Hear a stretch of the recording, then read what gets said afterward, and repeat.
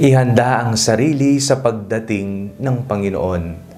Ako po si Father Fiel Pareha at ito po ang ating segment, ang Daily Devotion, na kung saan tayo po ay magdarasal, magbabasa at magdidilay kasama ng salita ng Diyos sa buong taon. Manalangin tayo. Sa ngalan ng Ama, ng Anak at ng Espiritu Santo. Amen. Halina, banal na Espiritu, liwanagan mo ang aming puso at isip, nang maunawaan at may sa buhay namin ang iyong salita. Amen.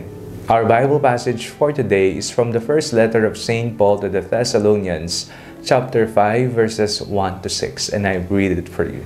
Now concerning the times and the seasons, brothers and sisters, you do not need to have anything written to you, for you yourselves know very well that the day of the Lord will come like a thief in the night.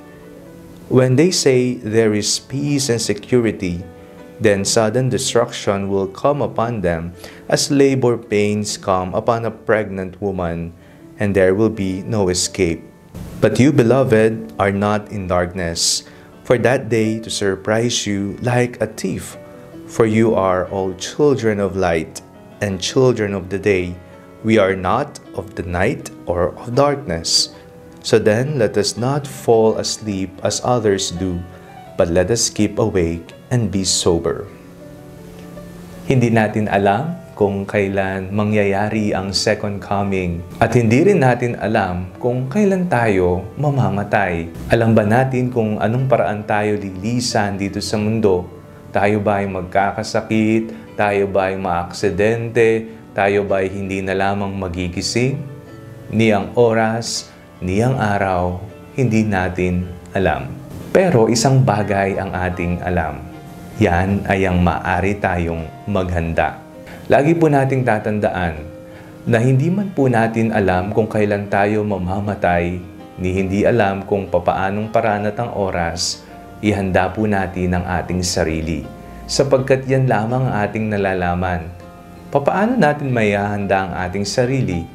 Yan ay sa pamamagitan ng paggawa ng tama, pagsunod sa kautusan ng Panginoon, pagpapalalim ng pananampalataya at pagmamahal sa Diyos, pagpapatawad sa mga taong nakagawa ng masama sa atin, at pagpapahayag ng kapayapaan sa iba. Mga simpleng bagay, ngunit nahihirapan tayo, pero kaya natin.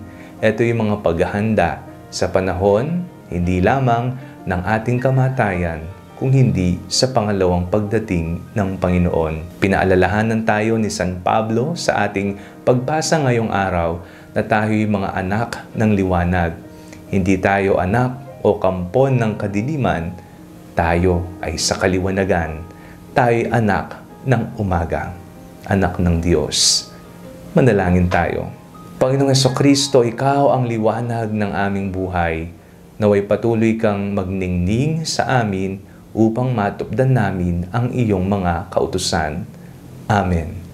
Sa ngalan ng Ama, ng Anak at ng Espiritu Santo. Amen. Huwag po ninyong kalimutang i-like ang video ito. Mag-comment po kayo and share it with your family and friends. Ang Panalangin Bago Matulog ay may sariling Facebook page na po. Huwag niyo pong kakalimutang mag-like at mag-follow dito, and do not forget to subscribe to our YouTube channel. I-click niyo lamang po ang link na nasa description ng video ito, o kaya naman po just search Father Fiel Pareha. God bless you po.